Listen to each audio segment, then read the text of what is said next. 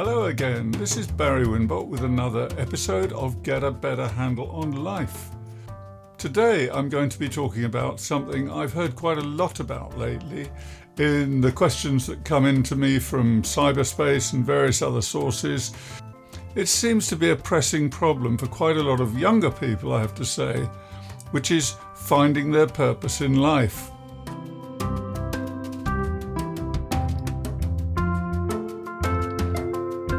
So that's what I'm going to be talking about. It prompted me to write a post some weeks ago, and I've based this episode on that post. I hope you find it useful. There'll be a few of my customary diversions into probably areas that are completely unrelated, but that's just how my mind works and my mouth follows suit. So you'll have to go along with it if you find it interesting, that is. Now, if you do find this interesting, please remember you can follow me on all sorts of places. There's a link in the bio. I have a teachable school with my courses and classes. I have a blog. I have a website. I've produced a lot of stuff in the last ever so many years, and I'm willing to share it, and I'm happy to talk to you too. So if you have a question or an idea for a podcast episode and you'd like to talk to me either in the episode or about a topic, please contact me, info@barrywinbolt.com, and we'll have a chat. It's always good to talk anyway, and it's amazing the ideas that come out from these sorts of collaborations. So I look forward to hearing from you, and just drop me an email and I'll set up a call with you, no problem at all.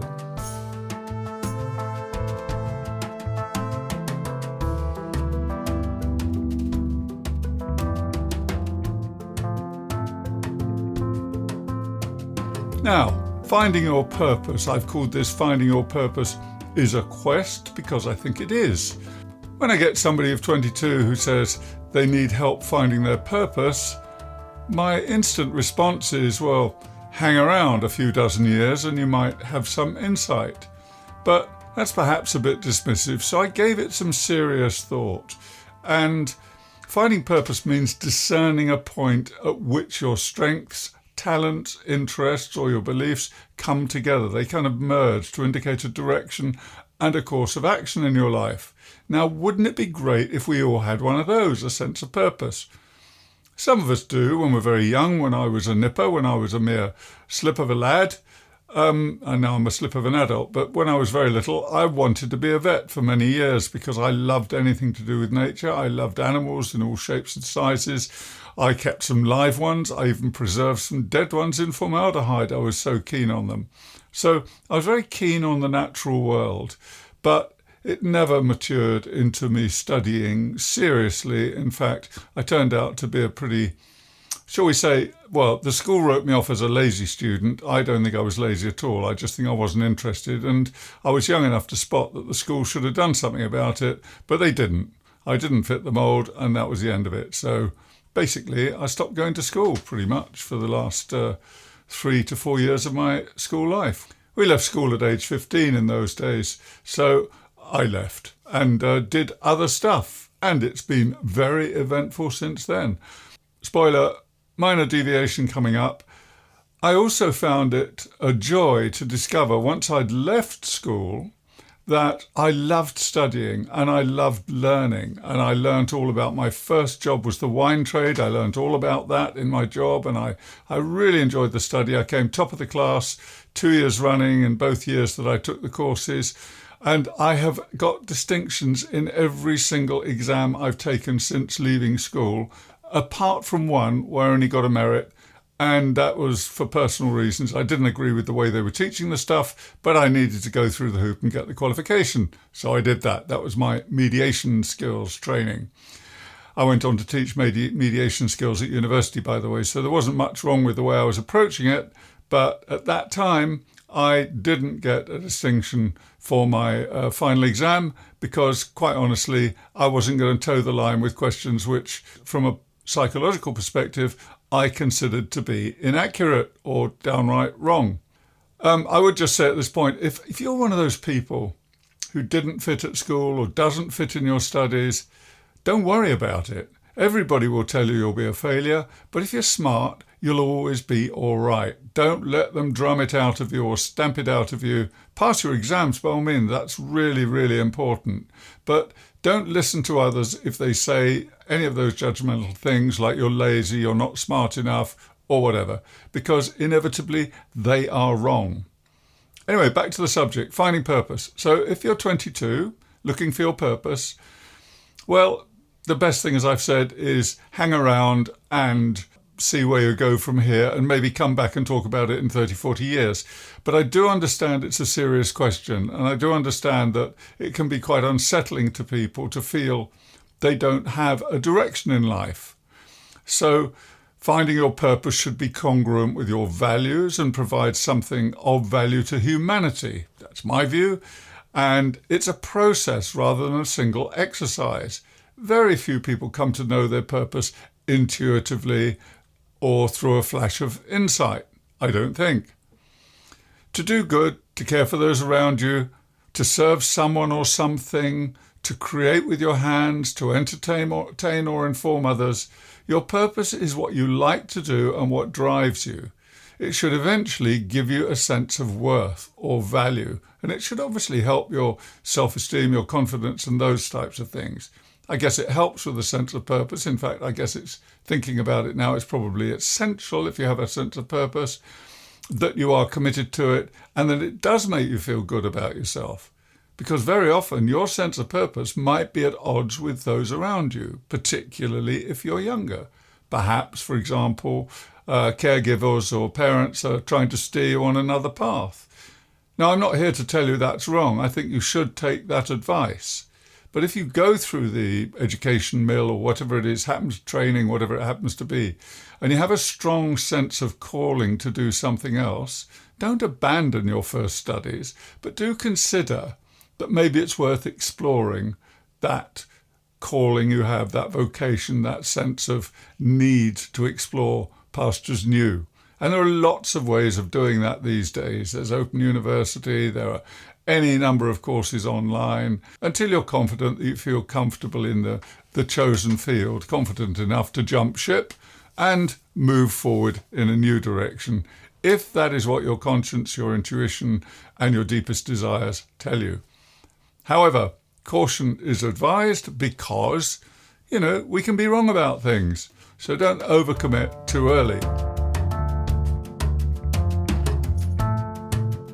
So, as I was saying, it's about having a sense of purpose and knowing what drives you. And necessarily that makes it an activity that excites you and seems meaningful to you. A person's purpose is often closely linked to their choice of profession or occupation, no surprise there.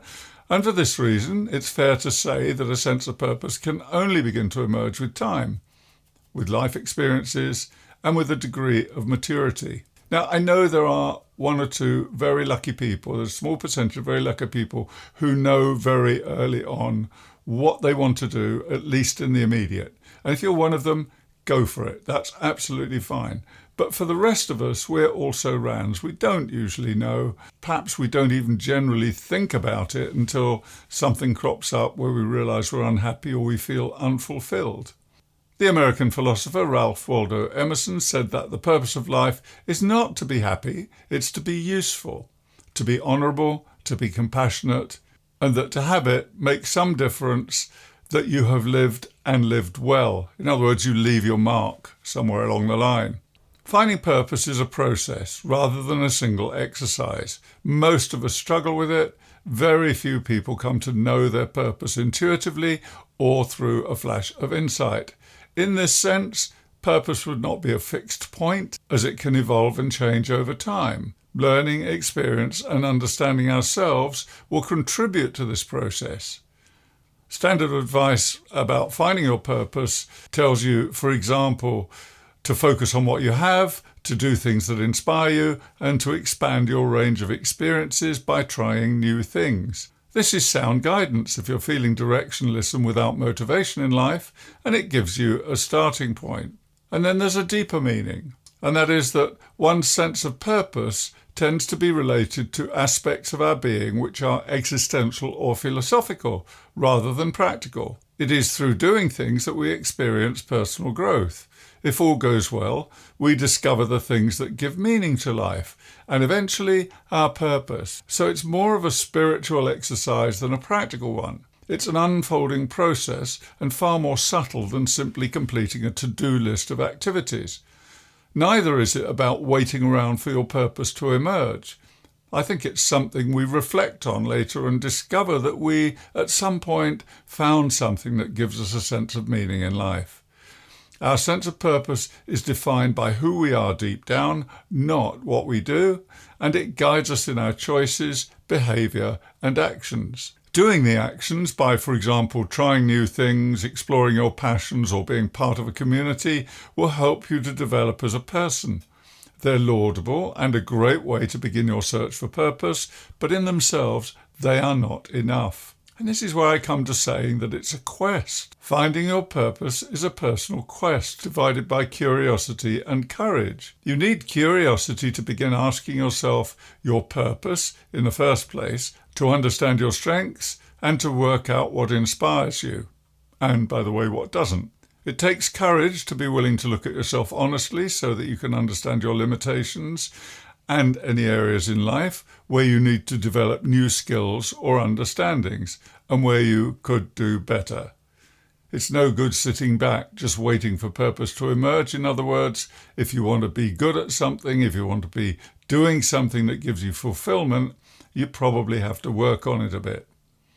Having said that, finding your purpose is a legitimate exercise, so long as you regard it as a process of personal growth rather than a set of exercises leading to a personal goal. So what do we do in a practical sense if we are searching for purpose? And if you feel the need to understand your purpose, here are 3 ideas that might help you find your way through it. The first question really is, what does purpose mean to you? Now, be careful about this one because it might mean that you're using the word purpose to describe something else. If you feel your life is empty, for example, is that because you don't have a purpose or just because you're not happy or you're depressed or you feel your life is empty? So don't dress it up with highfalutin concepts like finding a purpose when actually what you need to do is get a more interesting life or sort out some emotional difficulties that you're struggling with. So be clear about what purpose means to you. It doesn't really matter what purpose means to you, but you need to aim for what will give you a sense of purpose. So one way to throw some light on this might be to ask yourself, what will change when you have found your purpose? Will it provide direction or help with decision making, for example? Purpose is an abstract, which means something different for each of us. Having a clearer idea about what it means for you can be a useful starting point. Another question you could ask yourself is, what will your purpose, if you find it, enable you to do that you can't do now? Now, this is quite a tough question for some people to answer, I've found in my work. If you're thinking about your purpose, does it mean that you're waiting for an answer, feeling you can't progress till you've found it? Possibly. And if that's the case, the first thing is to live in the present, focus on today. I don't mean in a deep and meaningful meditative way, but struggling to find your purpose can give you the idea that something's missing in your life. This may not be true and it isn't very motivating. Instead, focus on the day ahead, focus on your strengths, focus on what you have, on what you're good at, and above all, what you can learn. Now this is a biggie. Open your mind to learning new things rather than judging experiences that you possibly walk past or have every day and never really give much thought to. Experience leads to purpose, and it's not the other way round. Having said that, finding your purpose is a legitimate exercise as long as you can regard it as a process of personal growth rather than a set of exercises leading to a particular goal.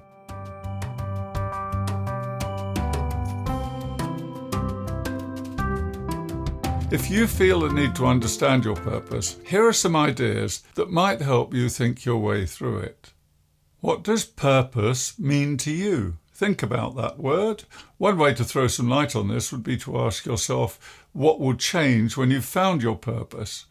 Will it provide direction or help with decision making, for example?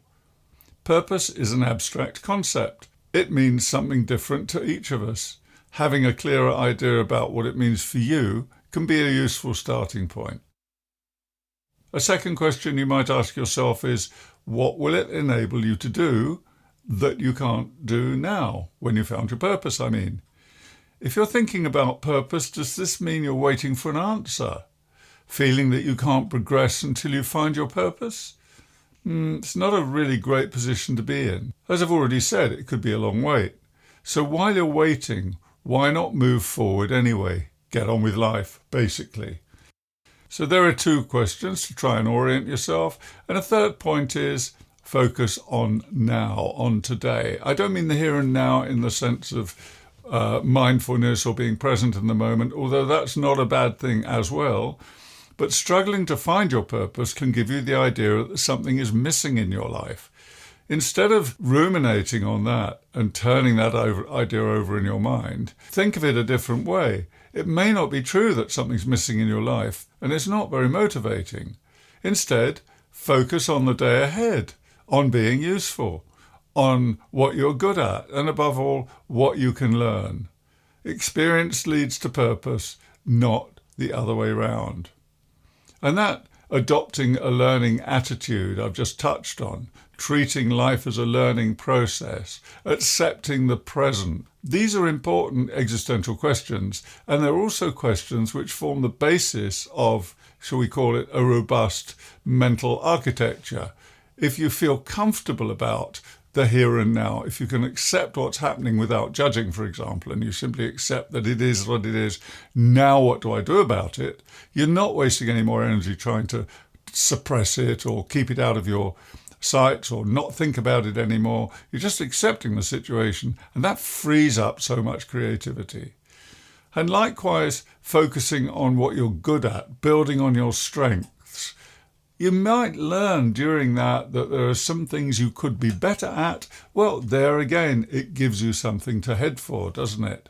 For example, maybe you want to work in public relations, but you figure out that you're not very good with people. Well, then you probably need to find a course or some other way of developing your people skills and developing your comfort around people. It may be, for example, that you are very comfortable with people. It's just that you don't feel very confident about it. So look at your strengths, look at what you're good at, do a few assessment type questions on the web. There's one very good one called the VIA Strengths Inventory, I think. I'll put the link in the episode notes. I really recommend it. That gives you 24 or 27 of your key strengths. A really good starting point. So those are some thoughts on purpose. It's a quest, not a one-shot idea. It's not a list of bullet points. And I appreciate that we all want to find something in life, but people have been struggling with this as long as there have been people. So don't think the idea is going to be handed down to you by anybody else. You've got to figure it out for yourself. And remember, I'm always here. On that note, seriously, I love answering questions. You can always email me at info@barrywimbolt.com and ask a question. If you want to, I'll set up a brief Zoom conversation with you. I've also got many resources online that I've alluded to several times. You'll find me on YouTube. You'll find me on several other platforms. And again, there's a link to all of those things in the episode notes. Please subscribe or follow me any way you can. I look forward to hearing from you if you have any questions. And for now, this is Barry Wimbolt saying thanks a lot for joining me. Over and out. Oh, I almost forgot. What's coming up next week and the following weeks? I've finally got myself organised so that I have a calendar now of upcoming episodes. I've got interviews with Adele Leah, she's appeared before, and also with Rick Goff. We're going to be talking about feedback, which is something which has cropped up quite a lot in the mail lately. So stay tuned. All the best. And this really is goodbye for now.